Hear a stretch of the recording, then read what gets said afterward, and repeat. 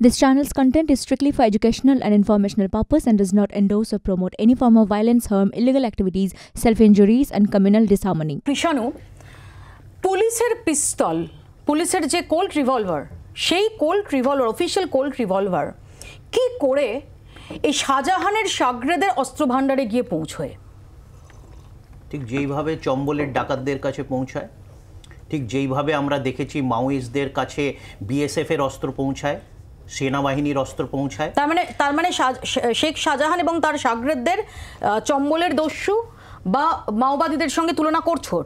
কিভাবে পৌঁছায় কথা হয়েছে, তাদের বিরুদ্ধে অভিযোগ আছে, কেউ মানে তুলনা করতেও পারে, আমার কোনো আপত্তি নেই, কিন্তু কিভাবে পৌঁছায় প্রশ্নটা ছিল। আমি বললাম এইভাবে, যেটা গভর্নমেন্ট আর্সেনাল, সে পুলিশের হতে পারে, সে অর্ধসামরিক বাহিনীর হতে পারে, সে সামরিক বাহিনীর হতে পারে, বিভিন্ন সময়ে আমরা দেখেছি যে দেশবিরোধী চক্রের কাছে বা ক্রিমিনাল গ্যাংদের কাছে। আচ্ছা, আমি একটা ছবি দেখাচ্ছি, এই ছবিটা হয়তো মিডিয়াতে সেইভাবে আসেনি।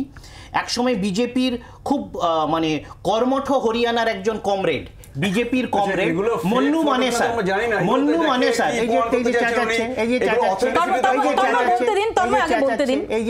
এই যে মান্নু মানেসার, হ্যাঁ, উনি না জানতে পারেন বা গদি মিডিয়া আলাদা করে রাখতে পারে বা চেপে রাখতে পারে, কিন্তু মান্নু মানেসা সারা পৃথিবী জানে। এই মান্নু মানেসার যে ছবিগুলো দেখাচ্ছি, এই যে স্বয়ংক্রিয় অস্ত্রগুলো যাকে নিয়ে উনি বুস্ট করছেন, শুধু ছবি তুলছেন না, উনি দেখাচ্ছেন, দেখো আমার কাছে সব আছে।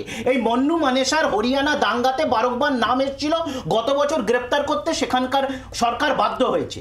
তার আগে তিনি কি কর্মকাণ্ড করেছে, কত দাঙ্গার সাথে যুক্ত, কত মানুষকে হত্যার সাথে যুক্ত, সেটা মানে সেখানকার মানুষ জানে, পশ্চিমী ভারতের মানুষের জানে, নর্থ ইন্ডিয়ার মানুষরা জানে।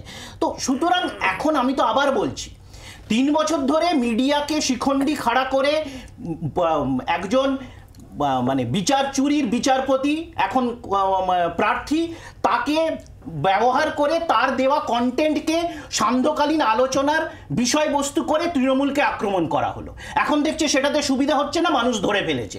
এখন অন্যান্যভাবে অপটিক্স ক্রিয়েট করো, এখন কোথাও মানে কেন্দ্রীয় বাহিনী, তদন্তকারী সংস্থাগুলো, তার সাথে আরো কিছু অপটিক্স দাও, আরো কিছু দেখাও, মাস্ক পরা,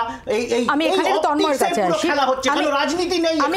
রাজনীতিতে তারা ব্যর্থ। আমি এখানে একটু তন্ময়ের কাছে আসি। তন্ময়, গতকাল যে চিত্র দেখা গেছে, এটা ঠিকই যে অত্যাধুনিক অস্ত্র, বিদেশি অস্ত্র উদ্ধার হয়েছে, কিন্তু এনএসজির ওখানে যে কারণে যাওয়া, অর্থাৎ বিস্ফোরক রয়েছে কিনা, সেখানে সিবিআই সূত্রে যে প্রেস রিলিজ দেওয়া হয়েছে, সেখানে বলা হয়েছে যে দেশি বোমা, এরকম দেশি বোমার জন্য এরকম সমস্ত গিয়ার পরে এনএসজি কমান্ডোরা যাচ্ছেন। এটা কি অপটিক্স নয়? এবং রোবট চালিত যান এসে সে দেশি বোমা তাকে নিষ্ক্রিয় করছে। এটা কি অপটিক্স তৈরির জন্যই?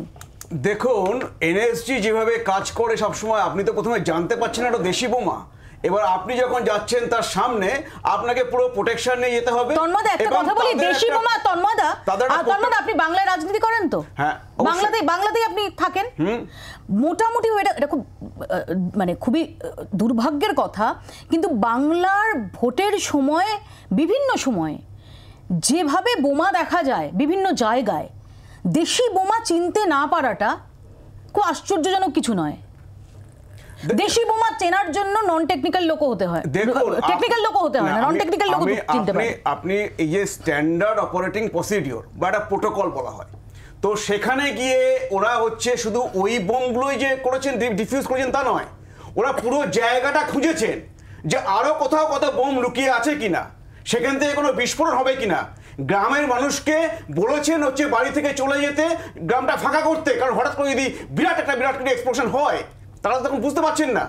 তো তারপরে সেটা হয়েছে। আপনি যে প্রশ্নটা করলেন যে কোল্ট রিভলভার পাওয়া গেছে পুলিশের, তার উত্তর তো আপনি পেলেন না।